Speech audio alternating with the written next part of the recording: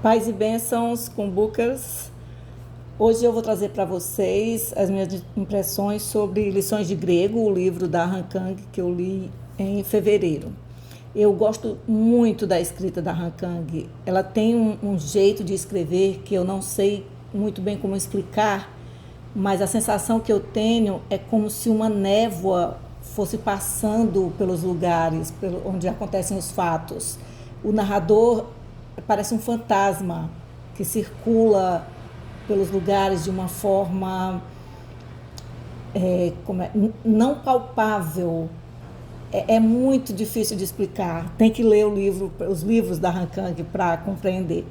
E aqui em Lições de Grego nós temos um professor de grego que está ficando cego e uma mulher que ela não tem nome no livro. O narrador sempre a chama como mulher, a mulher, e ela também já foi professora, mas ela perdeu a fala, ela perdeu a capacidade de se comunicar através da fala.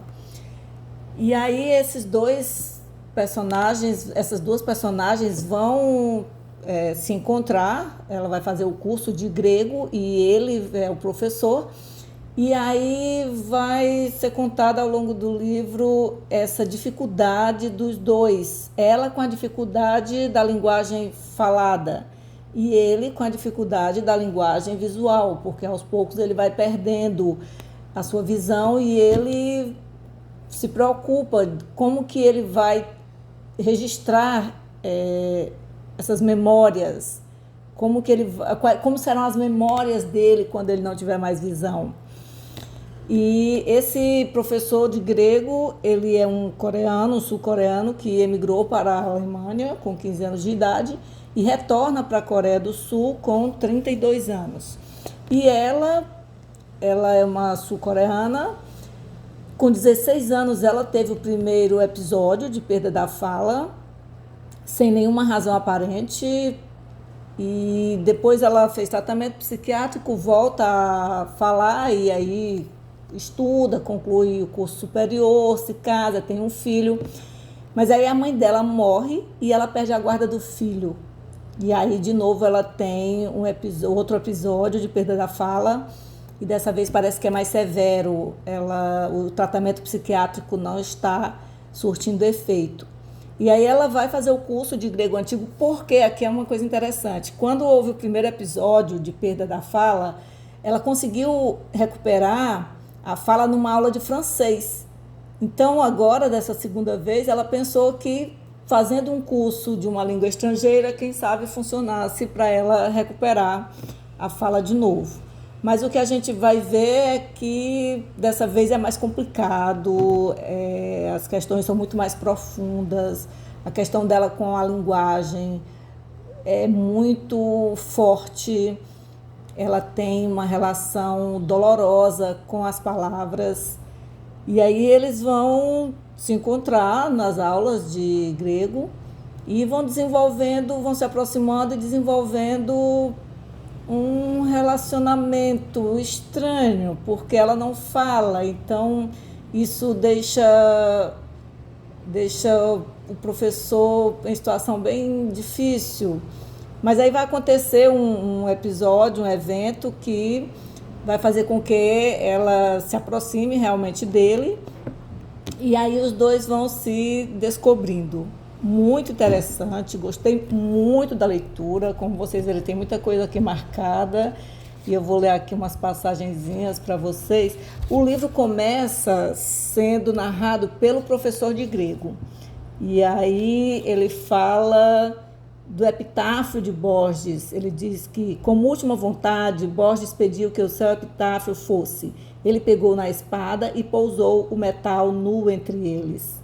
É muito bonita essa parte aqui. E aí, no final dessa parte, ele diz que foi à Suíça, mas ele não foi ver o túmulo do Borges, que fica lá na Suíça.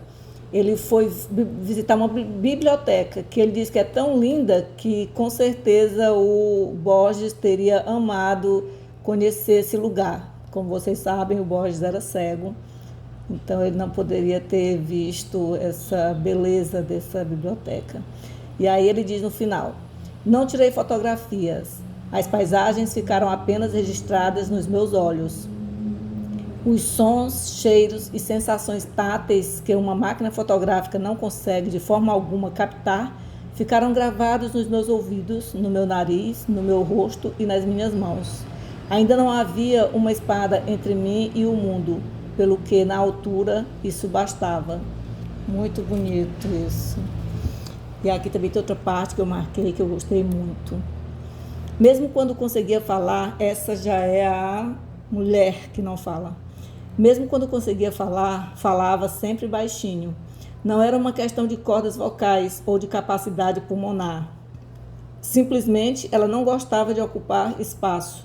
Toda a gente ocupa uma certa quantidade de espaço físico, de acordo com a sua massa corporal, mas a voz vai muito para além disso. Ela não tinha qualquer desejo de se disseminar. Então a gente vê aqui que a incapacidade de falar dela é muito mais profunda do que simplesmente a perda da voz. É uma questão de perda de si mesma. Ela não consegue sequer ocupar um espaço ou reivindicar para si um espaço da fala. Isso é muito forte, é muito significativo, talvez, fazendo aqui uma interpretação bem livre, minha mesmo, como é que eu posso dizer, da restrição do espaço de fala das mulheres. Na Coreia do Sul, como a gente sabe, existe assim uma restrição com relação às mulheres, existe ainda uma sociedade muito machista, que a mulher é muito tolhida. Então, eu percebo isso como uma crítica da Han Kang a essa retirada ou a, como é que eu posso dizer, a repressão da voz da mulher, a supressão dos espaços de fala da mulher. Muito, muito interessante, recomendo profundamente a leitura. Esse livro ainda não está publicado no Brasil, mas assim que for possível, não deixe de ler, porque vale muito a pena.